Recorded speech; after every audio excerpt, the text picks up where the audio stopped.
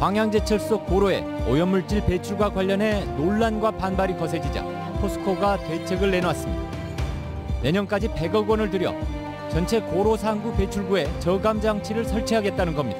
배출물이 최대 90에서 95% 이상 저감될 것으로 판단됩니다. 백신 접종이 임박하면서 각 지자체마다 비상이 걸렸습니다.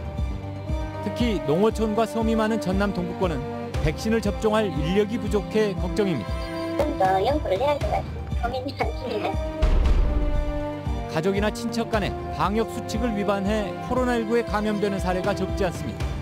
설 명절을 앞두고 경각심이 필요합니다. 순천시가 전 시민 재난지원금 지급을 시작한 지 일주일 만에 10명 중 9명이 지원금 수령을 마쳤습니다. 여수시는 현재 70%가량 신청을 마쳤습니다. 여러분 안녕하십니까? 지역을 살펴보는 15분 여수 MBC 뉴스데스크 시작합니다. 네, 광양제철소 고로 상부를 통해 수시로 오염물질이 배출된다는 논란이 제기된 지 2년. 또 이에 대한 개선 약속마저 지켜지지 않고 있다는 MBC의 보도가 나온 지 한 달 만에 포스코가 대책을 내놨습니다. 내년까지 100억 원을 투입해 새로운 배출가스 저감 시설을 설치하기로 한 건데요. 전남도도 조만간 민관협의회를 열어 구체적인 후속 조치를 논의하기로 했습니다. 네, 오늘 첫 뉴스 조희원 기자가 보도합니다. 지난 2019년 고로 오염물질 논란이 제기될 당시 배출가스를 저감할 기술이 없다고 강조했던 광양제철소. 하지만 같은 고로 설비를 운영하던 현대제철은 저감 시설을 자체 개발 중이었고 지난해에는 현장 설치까지 마쳐 주목을 받았습니다. 광양제철소가 이번에 모든 고로에 내년까지 설치하기로 결정한 저감 시설은 바로 지난해 현대제철이 도입한 기술 방식입니다. 지난달 초 MBC 보도를 통해 고로 오염물질 논란이 다시 가열되고 시의회와 환경단체의 요구가 분출되자 대책을 서두른 것으로 해석됩니다. 보다 신속한 대기 환경 개선을 위해 고로 브리더 설비 개선 기술을 개발했습니다. 집진기 효율을 고려하면 배출물이 최대 90에서 95% 이상 저감될 것으로 판단됩니다. 전라남도는 조만간 광양시와 광양제철소, 시민사회단체가 참여하는 협의회를 통해 회의 내용부터 현장 방문까지 전 과정을 시민들과 공유하기로 했습니다. 특히 공정 과정에서 발생하는 오염물질의 측정치 공개까지도 협의 대상에 올리는 등 투명성을 강화하기로 했습니다. 총 34명으로 이루어진 협의체가 운영 중에 있고 5개 고로에 대해서 시설 개선을 어떤 방향으로 할 것인지 그 이후에 이루어질 일까지도 안건으로 상정해서 논의를 하게 될 예정입니다. 민관협의회 개최 시기는 2월 말에서 3월 초 사이. 오랜 기간 헛바퀴를 돌아온 광양제철소발 대기오염 관련 대책이 비로소 본궤도에 오르게 된 가운데 어떤 구체적인 성과로 이어질지 주목됩니다. MBC 뉴스 조희원입니다.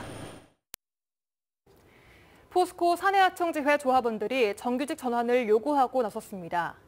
금속노조 포스코 사내하청지회는 오늘 광양제철소 앞에서 집회를 열고 지난 2019년 소속 조합원 44명이 포스코를 상대로 제기한 근로자 지위 확인 소송에 대해 최근 광주고등법원이 승소 판결을 내렸다며 판결을 이행할 것을 촉구했습니다. 또 이 외에도 최근 제조업 생산 공정 업무에 대한 파견은 불법이라는 법원의 판결이 잇따르고 있다며 사내 하청 노동자들이 모두 정규직으로 전환될 수 있도록 투쟁을 이어나갈 계획이라고 밝혔습니다. 코로나19 백신 접종이 임박하면서 이제 조금만 더 기다리면 다시 일상으로 돌아갈 수 있다는 기대감이 커지고 있습니다. 백신 접종이 순조롭게 진행돼야 할 텐데요. 인력 확보와 도서지역 취약계층에 대한 접종 계획을 두고 지자체의 고민이 적지 않습니다. 문영철 기자입니다. 도내 코로나19 백신 접종 대상은 18세 미만 청소년과 임산부를 제외한 156만 명입니다. 위탁을 받은 일반 병의원에서도 접종이 가능하지만 안정적인 백신 보관과 효율적인 접종을 위해 도내 22개 지자체도 직접 접종센터를 설치해 운영하게 됩니다. 이 접종센터에 필요한 인력은 의사와 간호사, 행정요원을 포함해 모두 550명. 전국에서 동시에 백신 접종이 이루어져 의료진 수요가 한꺼번에 몰리는 데다 동원할 수 있는 자체 인력도 지역마다 차이가 있다 보니 일부 지자체는 벌써부터 고민이 큽니다. 기존에서 또 코로나 업무도 해야 하고요. 또 시골인데 또 그런 인력들을 구하기는 쉽진 않고. 정부는 집단 면역을 위해 오는 9월까지 국민 70%에 대해 1차 접종을 마치는 것을 목표로 하고 있습니다. 하지만 전남의 경우 농어촌 지역, 특히 섬에서 생활하는 고령자가 많아 생각만큼 속도를 낼 수 있을지 걱정이 큽니다. 일일이 할 수는 없지 않습니까? 많은 숫자를요. 그래서 이제 거기까지는 저희들이 좀 더 연구를 해야 할 것 같습니다. 고민이 많습니다. 보건당국은 보건소 등에서 근무하는 공공의료 인력을 최대한 활용해 이동 취약계층에 대한 백신 접종을 진행할 방침입니다. 도서지역 고령자분들 예방접종이 가장 지금 문제가 되고 있습니다. 방문 접종팀이 가서 예방접종을 할 것이고요. 병원선 두 척도 활용해서 접종할 계획입니다. 한편 도내 첫 백신 접종은 코로나19 치료기관인 순천과 목포, 강진의료원의 의료진 등을 대상으로 호남권역 예방접종센터인 조선대병원에서 이루어질 예정입니다. MBC 뉴스 문형철입니다. 순천시 전체 시민에 대한 재난지원금 지급이 시작된 지 일주일 만에 시민 10명 중 9명이 지원금을 받았습니다. 순천시는 현재 전 시민의 96%에 해당하는 27만 1천여 명이 지원금을 신청한 데 이어 91%에 이르는 25만 8천 명이 지급받았으며 설 명절 전 대부분 지급이 가능할 것으로 내다봤습니다. 여수시는 지난 1일부터 어제까지 전체 지급 대상자의 68.4%인 19만 1천여 명이 재난지원금을 신청했으며 이 가운데 선불카드 수령이 15만 7천 명, 현금 수령이 3만 4천여 명으로 집계됐다고 밝혔습니다. 여수시는 설 연휴 전날인 오는 10일까지 재난지원금 신청률이 80% 이상을 기록할 것으로 전망했습니다. 최근 코로나19가 전남 동부권에서는 완연한 진정세를 보이고 있고 걱정스럽던 광주권도 다행히 안정적인 상태로 반전됐습니다. 오늘부터는 방역 지침도 완화돼 적용되는데요. 현장에서는 환영의 목소리와 아쉽다는 반응이 교차하고 있습니다. 이다현 기자가 보도합니다. 코로나19 신규 확진자가 1명 발생한 광주시. 지난달 26일 100명이 넘는 확진자가 발생한 이후 멈출 줄 모르고 발생하던 신규 확진자가 최근 들어 10명 내외로 감소하다 1명으로까지 줄었습니다. 전남에서도 지난 7일 이후 이틀째 확진자가 나오지 않았습니다. 광주 전남의 코로나19 상황이 진정세로 돌아서면서 자영업자들은 그나마 한숨을 돌리게 됐습니다. 비수도권의 음식점과 카페 등 다중이용시설의 영업 제한 시간이 저녁 9시에서 10시까지로 1시간 늦춰집니다. 1시간이라도 더 영업할 수 있게 된 만큼 이 같은 조치를 반기는 목소리가 나왔습니다.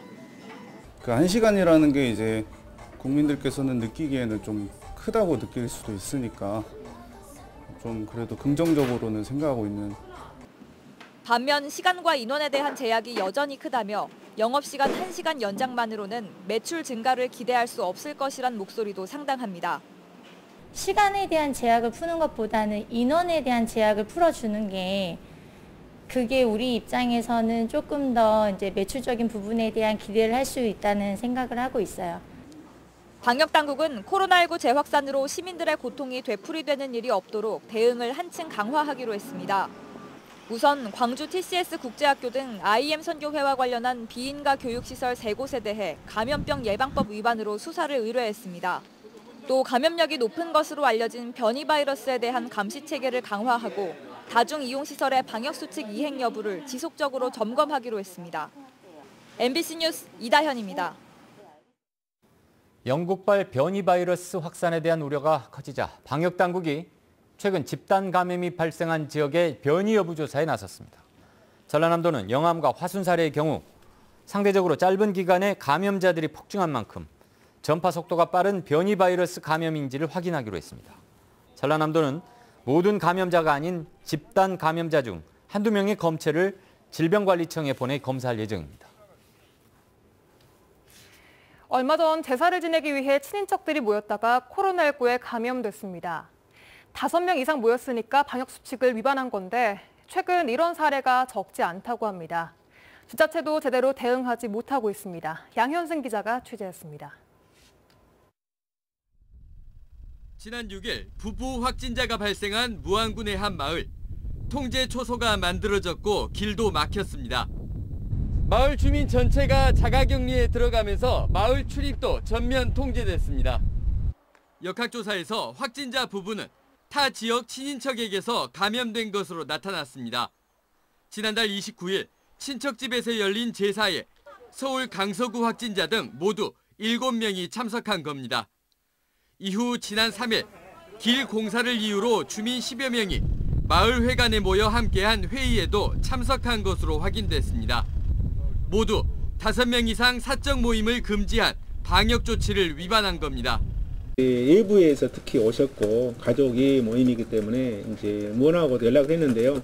일단 이런 부분 위반에 대해서는 저희가 이제 가태료 처분을 할 계획이고요. 무안군 대응은 이상합니다. 제사를 위해 모인 확진자 친인척들이 마스크를 쓴 채 각 방에 머물며 접촉하지 않았다며 황당한 변호를 하고 있습니다. 홈페이지 코로나 상황은 2달 전에 멈춰 있고 이전 확진자 발생 때와는 달리 감염 경로도 이동 동선도 공개하지 않았습니다. 방역조치 위반에 대한 언급 자체를 애써 꺼리고 있습니다. 그거는 좀 더 검토가 돼봐야 될 것 같거든요. 그리고 뭐 이런 상황에 대해서는 저도 한번 토의에다가 한번 이제 또 질의도 해보고 그렇지 않습니까? 우리가 제가 또 판단할 저기도 아니고 그러니까. 군수 등 공직자들의 방역조치 위반 행위를 한 달 넘도록 눈 감고 있는 무안군. 일반 주민들에게 엄격한 방역 원칙을 이야기하기 민망하게 됐습니다. MBC 뉴스 양현승입니다. 전남의 일부 고등학교가 학생부를 엉터리로 기재한 사실이 드러났습니다.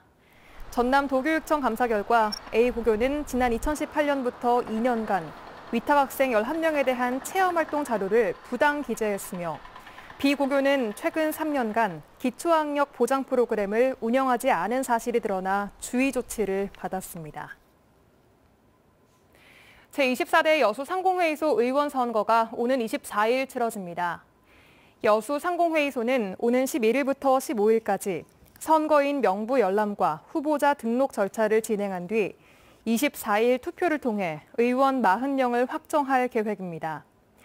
한편 차기 여수상위 회장은 의원 선거 일주일 뒤인 다음 달 3일 임시의원총회를 통해 선출될 예정입니다.